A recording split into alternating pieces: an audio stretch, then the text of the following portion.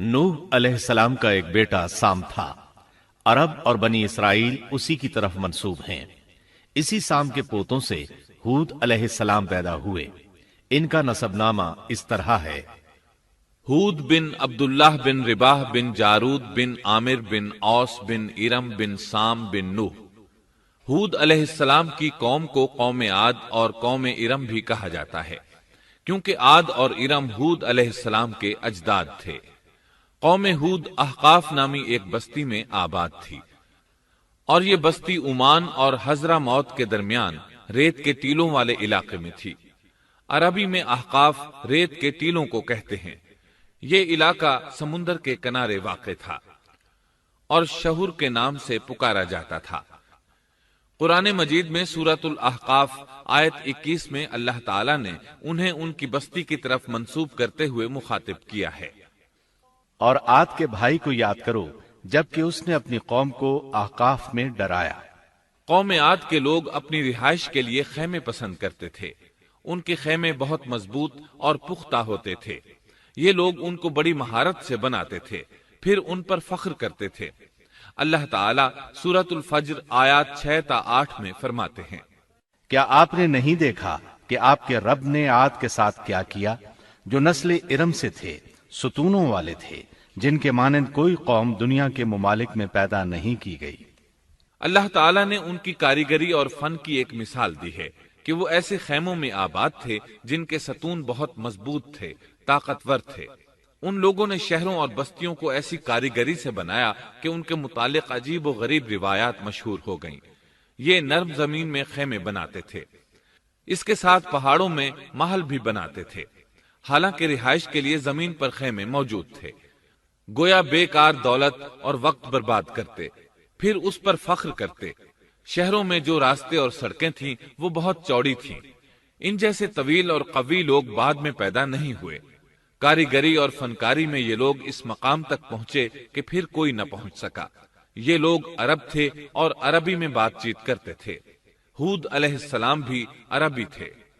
اسماعیل علیہ السلام سے پہلے کے عرب باشندے عرب عاربہ کہلاتے ہیں۔ ان کے مشہور قبائل یہ ہیں: عاد، سمود، جرہم، امیم، قحطان اور مدین وغیرہ۔ ابراہیم علیہ السلام کی اولاد میں اسماعیل علیہ السلام کے بعد آنے والے لوگ عرب مستعربہ کہلاتے ہیں۔ اسماعیل علیہ السلام عربی نہیں تھے، کنعانی تھے۔ جب ابراہیم علیہ السلام اسماعیل علیہ السلام کو مکہ معظمہ میں چھوڑ آئے اور اسماعیل علیہ السلام نے عربوں سے میل جول قائم کیا تو ان سے عربی سیکھ لی اور اس میں بہت مہارت پیدا کر لی، یہاں تک کہ آپ کو عرب کا فصیح کہا جانے لگا۔ اہل عرب میں فصاحت و بلاغت آپ ہی سے آئی۔ رسول اللہ صلی اللہ علیہ وسلم بھی اسی انداز میں فصیح و بلیغ عربی میں بات کرتے تھے۔ طوفان نوح کے بعد جب دوبارہ لوگوں کو پیدا کیا گیا تو وہ ایک مرتبہ پھر ان بستیوں میں رہنے کے لیے چلے گئے جہاں نوح علیہ السلام رہا کرتے تھے۔ نوح علیہ السلام شام کے شمال اور ترکی کے جنوبی علاقوں میں رہا کرتے تھے۔ لوگ یہاں آباد ہو گئے۔ پھر یہاں سے کچھ لوگ فلسطین اور شام کی طرف ہجرت کر گئے اور کچھ لوگ جزیرے کی طرف ہجرت کر گئے، اور قوم عاد جزیرے کے جنوب میں آ کر آباد ہو گئی۔ اس وقت تمام لوگ توحید پر تھے۔ طوفان کے ساتھ جب زمین پامال ہو گئی تو اس پر سوائے نوح علیہ السلام کی اولاد کے اور کوئی زندہ نہ رہا۔ یہ لوگ توحید پرست تھے، لیکن وقت کے ساتھ ساتھ قوم عاد آباد ہوئی اور شیطان نے ان کے دلوں میں وسوسہ ڈالا۔ اس طرح وہ شیطان کی عبادت کرنے لگے۔ چنانچہ قوم نوح کے بعد سب سے پہلے جس قوم نے بت پرستی اختیار کی وہ قوم عاد تھی۔ اس قوم کو اللہ تعالیٰ نے بہت ڈیل ڈول دیا تھا۔ وہ بہت طاقتور قوم تھی۔ مفسرین بیان کرتے ہیں کہ ان کے جسم بہت مضبوط اور ٹھوس تھے، قد بہت لمبے تھے۔ آدم علیہ السلام کا قد 60 ہاتھ تھا۔ اس قوم کا قد بھی قریباً اتنا ہی تھا۔ اس طرف سورۃ الاعراف آیت 69 میں اشارہ موجود ہے۔ اللہ تعالیٰ فرماتے ہیں: اور تم وہ حالت یاد کرو جب اللہ نے تمہیں قوم نوح کے بعد جانشین بنایا اور ڈیل ڈول میں تمہیں زیادہ پھیلاؤ دیا، سو تم اللہ کی نعمتوں کو زیادہ یاد کرو تاکہ تم فلاح پا جاؤ۔ ہود علیہ السلام کی زبانی اللہ تعالیٰ ان کی فنکاری کو بیان کرتے ہوئے فرماتے ہیں کہ ہود علیہ السلام نے ان سے کہا، کیا تم ایک ایک ٹیلے پر بطور کھیل نشان لگا رہے ہو؟ مطلب یہ کہ یہ لوگ پہاڑوں کی چوٹیوں پر محل تعمیر کرتے تھے۔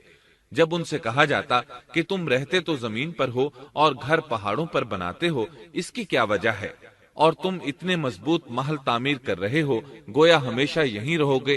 وہ لوگ دراصل ٹیلوں، گھاٹیوں، دروں اور پہاڑوں پر عمارات تعمیر کرتے تھے، اور ان کا مقصد ان میں رہنا نہیں تھا، بلکہ صرف کھیل کود کے لیے ایسا کرتے تھے۔ ہود علیہ السلام نے انہیں جھنجھوڑا کہ تم ایسا کام کیوں کرتے ہو جس کا کوئی مقصد نہیں، جس کام کے فضول ہونے میں کوئی شک نہیں۔ ہود علیہ السلام انہیں واعظ کرتے تھے۔ اے میری قوم، اللہ نے تمہیں بڑی قوت سے نوازا ہے۔ تمہاری طاقت کا عالم یہ ہے کہ جب تم کسی پر ہاتھ ڈالتے ہو تو ظلم کرتے ہو، کوئی شخص تمہارے سامنے آنا گوارا نہیں کرتا۔ لہذا اللہ سے ڈرو اور میری پیروی کرو، اس سے ڈرو جس نے ان چیزوں سے تمہاری مدد کی۔ اللہ تعالیٰ نے اپنی ہر طرح کی نعمت، مال، اسباب، اولاد، باغات، شہر، قوت، جسامت اور صنعت کاری سے تمہیں نوازا ہے، لہذا تم اللہ سے ڈرو اور میری اطاعت کرو۔ لیکن ان کی قوم نے کوئی اثر نہ لیا، نہ ان پر ایمان لائی، الٹا لگی تکبر کرنے، اللہ کی حمد کی بجائے اس کی ناشکری کرنے لگی۔ اور تکبر کے بارے میں بات یہ ہے کہ جب سے ابلیس نے اس کو اختیار کیا، یہ اس وقت سے آزمائش بن چکا ہے۔ اللہ تعالیٰ سورہ حامیم السجدہ آیت 15 میں فرماتے ہیں، پس قوم عاد نے تو بے وجہ زمین میں سرکشی شروع کر دی اور کہنے لگے کہ ہم سے زوراور کون ہے؟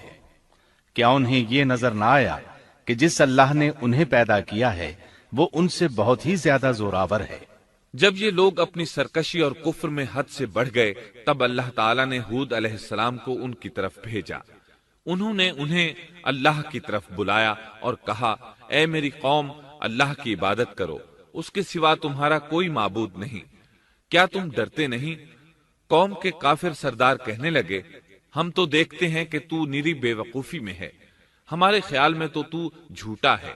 اس پر ہود علیہ السلام نے فرمایا، میری قوم، میں بے وقوف نہیں، میں تو تمام جہانوں کے پروردگار کی طرف سے بھیجا گیا ہوں، تمہیں اپنے رب کے پیغامات پہنچا رہا ہوں، اور ہوں بھی تمہارا دلی خیر خواہ اور امانت دار۔ کیا تم اس بات سے تعجب کرتے ہو کہ تم میں سے ایک شخص کی معرفت، اللہ کا ذکر تم تک پہنچا کہ وہ تمہیں خبردار کر دے؟ تم اللہ کی اس نعمت کو یاد کرو کہ اس نے تمہیں قوم نوح کے بعد خلیفہ بنایا اور ڈیل ڈول میں تمہیں زیادہ پھیلاؤ دیا۔ تم اللہ کے احسانات کو یاد کرو تاکہ فلاح اور نجات پا جاؤ۔ ہود علیہ السلام نے اللہ کی عظیم نعمتوں کے ساتھ انہیں نصیحت کی، لیکن وہ بدبخت کفر ہی کرتے رہے۔ آخر انہیں جھنجھوڑنے کے لیے انہوں نے فرمایا، اے میری قوم، اللہ ہی کی عبادت کرو، اس کے سوا تمہارا کوئی معبود نہیں۔ تم تو صرف بہتان بازی کر رہے ہو، یعنی جن بتوں کی تم پوجا کر رہے ہو ان کی پوجا تم نے خود گھڑی ہے۔ اللہ تعالیٰ نے تو اس کے متعلق کوئی دلیل نازل نہیں فرمائی۔ میری قوم کے لوگوں، میں تم سے اس دعوت و تبلیغ کی کوئی اجرت نہیں مانگتا، میرا اجر اس کے ذمے ہے جس نے مجھے پیدا کیا ہے، تو کیا تم پھر بھی عقل سے کام نہیں لیتے؟ اے میری قوم کے لوگوں، اپنے رب سے گزشتہ گناہوں کی معافی طلب کرو، آئندہ گناہوں سے توبہ کرو، تاکہ وہ برسنے والے بادل تم پر بھیج دے اور تمہیں طاقت میں اور بڑھا دے، تاکہ تم گناہگار ہونے کے باوجود روگردانی نہ کرو۔ ہود علیہ السلام مسلسل انہیں دعوت دیتے رہے، لیکن وہ ظالم قوم نوح کی طرح ان کا مذاق اڑانے لگی اور کہنے لگی، ہمارے خیال میں تو بے وقوف ہے، اور شاید تو ہمارے کسی معبود کے بڑے جھپٹے میں آ گیا ہے، تو ہمارے بتوں کو برا کہتا ہے، اس لیے ان میں سے کسی کی مار تم پر پڑی ہے، اسی لیے تو ذہنی مریض بن گیا ہے۔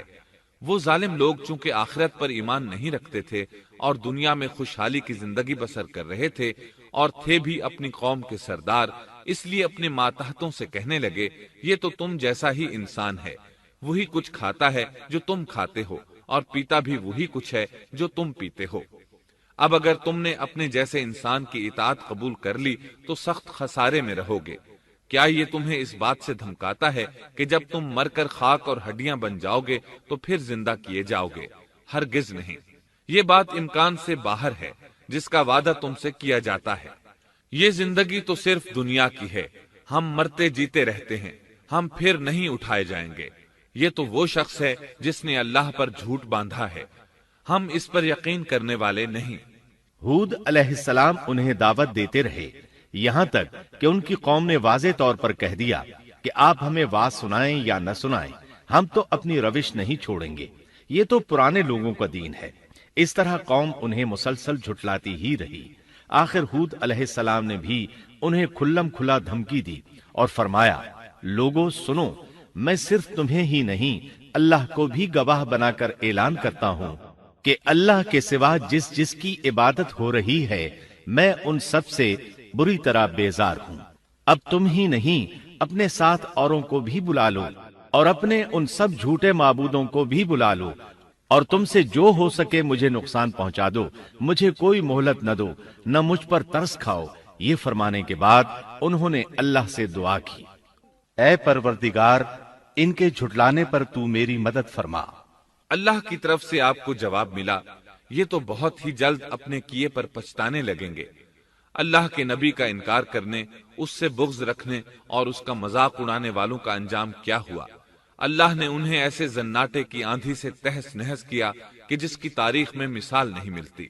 اللہ نے ان سے بارش روک لی، اس سے خشک سالی کی کیفیت پیدا ہو گئی، درخت اور پھل ختم ہو گئے، وہ لوگ بارش کی خواہش کرنے لگے۔ اسی حالت میں ایک دن اللہ نے انہیں عذاب دینے کا ارادہ فرمایا۔ انہوں نے دیکھا ایک سیاہ بادل ان کی طرف بڑھ رہا ہے، خوشی سے اچھلنے لگے، کہنے لگے یہ بادل ہم پر برسنے والا ہے، جبکہ ان کا خیال غلط تھا۔ دراصل ابر کی صورت میں یہ وہ قہر الہی تھا جس کے آنے کی وہ جلدی مچا رہے تھے۔ وہ عذاب ان کی بستیوں کی تمام چیزوں، پھلوں، خیموں، درختوں کو تہس نہس کرتا ہوا آیا۔ اسے اللہ کا یہی حکم تھا۔ آندھی اس قدر زبردست تھی کہ پہاڑوں پر ان کے تعمیر کردہ محلوں تک کو اڑا لے گئی۔ مجرموں کا یہی بدلہ ہے۔ اللہ تعالی سورۃ الزاریات آیت 41 اور 42 میں فرماتے ہیں، اسی طرح عادیوں میں بھی ہماری طرف سے تنبیہ ہے، جبکہ ہم نے ان پر خیر و برکت سے خالی آندھی بھیجی، وہ جس چیز پر گرتی تھی اسے بوسیدہ ہڈی کی طرح چورا چورا کر دیتی تھی۔ اس آندھی نے ہر چیز کو فنا کر کے رکھ دیا۔ اللہ تعالیٰ ان کی تباہی ایک جگہ ان الفاظ میں بیان کرتے ہیں، قوم عاد نے بھی جھٹلایا، پس کیسا ہوا میرا عذاب اور میری ڈرانے والی باتیں۔ ہم نے ان پر تیز و تند مسلسل چلنے والی ہوا ایک لگاتار منحوس دن میں بھیج دی، جو لوگوں کو اٹھا اٹھا کر دے پٹکتی تھی، گویا کہ وہ جڑ سے کٹے ہوئے کھجور کے تنے ہیں۔ پس کیسی رہی میری سزا اور میرا ڈرانا۔ یقیناً ہم نے قرآن کو نصیحت کے لیے آسان کر دیا ہے، پس کیا ہے کوئی نصیحت پکڑنے والا؟ ایک تیسرے مقام پر اللہ نے ان کی ذلت اور رسوائی کا ذکر یوں کیا ہے، قوم عاد بے حد تند اور تیز ہوا سے غارت کر دی گئی۔ وہ ہوا ان پر برابر لگاتار 7 رات اور 8 دن تک اللہ کے حکم سے چلتی رہی۔